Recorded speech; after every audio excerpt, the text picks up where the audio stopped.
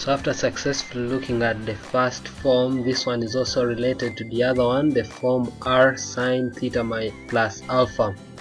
It is also a little connected to the other one, as you'll see. And so we shall be attempting more examples on this in the next tutorial, such that we can identify the differences and know what we need to do at which step. And so our question is going to be solve the equations for values of theta from 0 degrees to 360 degrees inclusive, and we have our equation there, 5 sine theta minus 12 cos theta is equal to 6. We are using the form r into sine theta plus alpha. And so in our solution, we first of all look at the expression we have in the question, and then we try to think of a compound angle that is similar to it. If you look critically, we have a minus in our expression of the question, and in the compound angles we have two that have minuses in their expressions, that is sine theta minus alpha and cos theta plus alpha. If you use any, you'll still get the same answer. However, I'll use the one for sine theta minus alpha. And so once you expand r sine theta minus alpha, you'll obtain r sine theta cos alpha minus r cos theta sine alpha. And then you compare that particular equation with the one given in the question. Once you compare them like in the previous one, you'll observe that r cos alpha is equal to 5 and r sine alpha is equal to 12. That is one of the similarities between these two.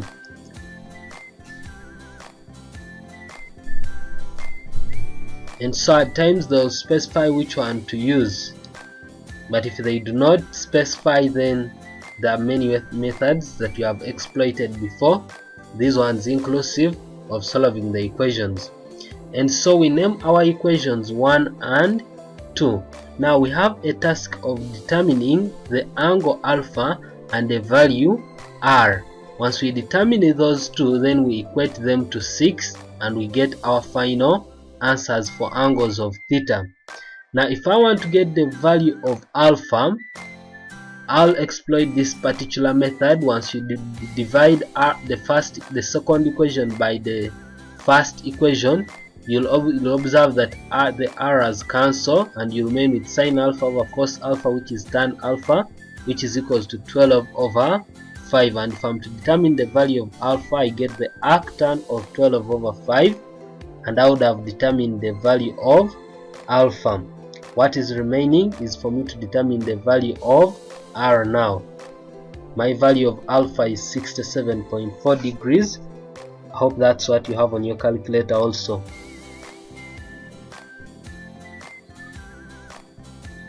And so for r, there are still many methods of doing that. However, I'll exploit this particular one. Once you square the first equation and add it to the square of the second equation, let me square first such that we move together.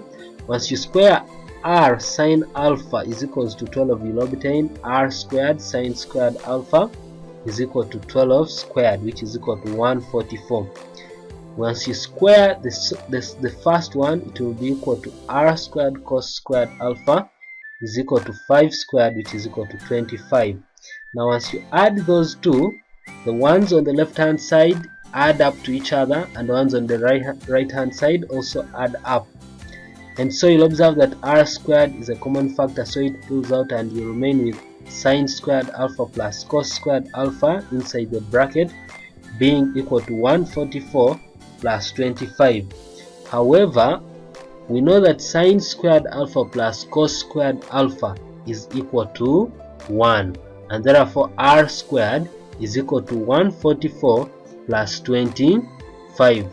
Once you obtain the square root for that, you'll obtain the value of r as 13. And so we have determined our value of r and our value of alpha. We can now replace them in our equation, equate it to the value 6 which was in the question, and then we shall be able to get the other values of theta.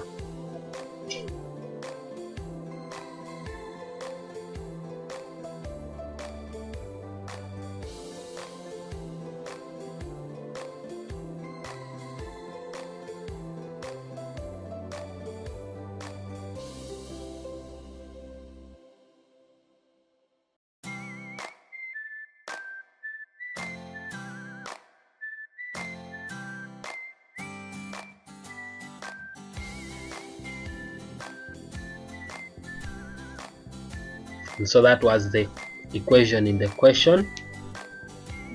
However, the whole of that, 5 sine theta minus 12 cos theta, is equal to 13 sine theta minus 67.4 degrees from what we have just done by getting the value of r and alpha. And so we can equate that to 6 to now get the other values of theta.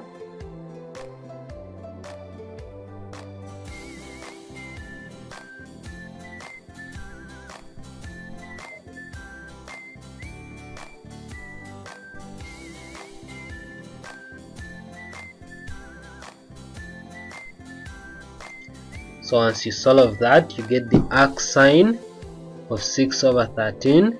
You'll obtain theta minus 67.4 is equal to 27.5 degrees, and I'll use the diagram to obtain the angles of theta minus 67.4. By now I guess you are aware as to why I do not add 67 on both sides at this step. If you cannot remember, refer to video 4 of trigonometry. And so of course the regions in which the sign is positive is the first quadrant and the fourth quadrant, and so our angle of 27.5 lies in between there, and once you start moving around you'll obtain two angles, which is 27.5 degrees and 152.5 degrees, and those are angles for theta minus 67.4 degrees. At that step is when you can now add 67.4 on both sides to obtain the values of theta.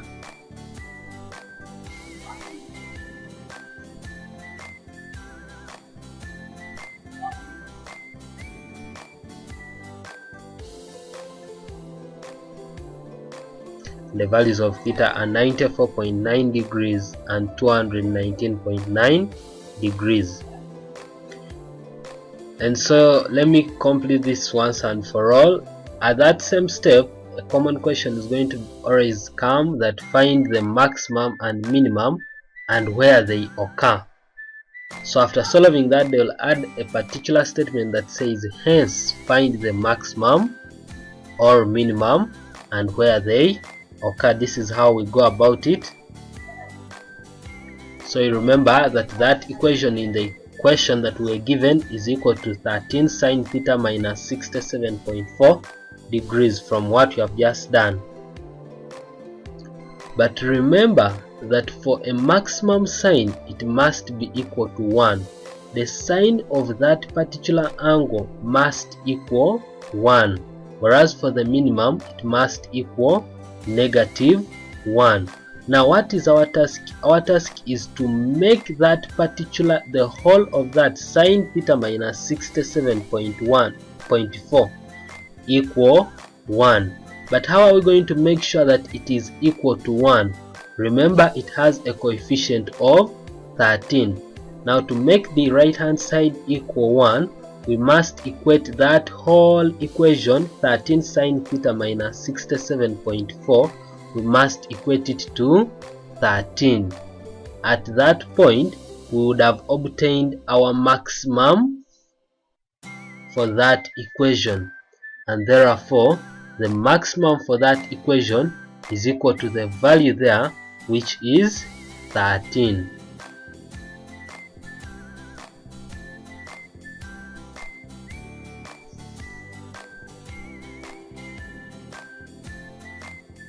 And so if we are looking for where it occurs or where this happens, they are simply asking for the value of theta at which it happens. So if sine theta minus 67.4 is equal to 1, what is going to be the value of theta?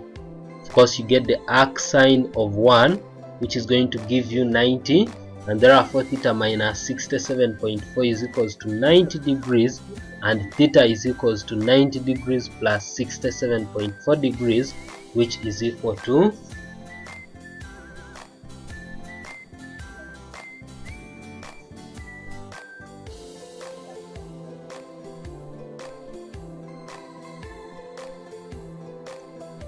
90 which is equal to 157.4 degrees. So the maximum is 13, and it occurs when theta is equal to 157.4 degrees.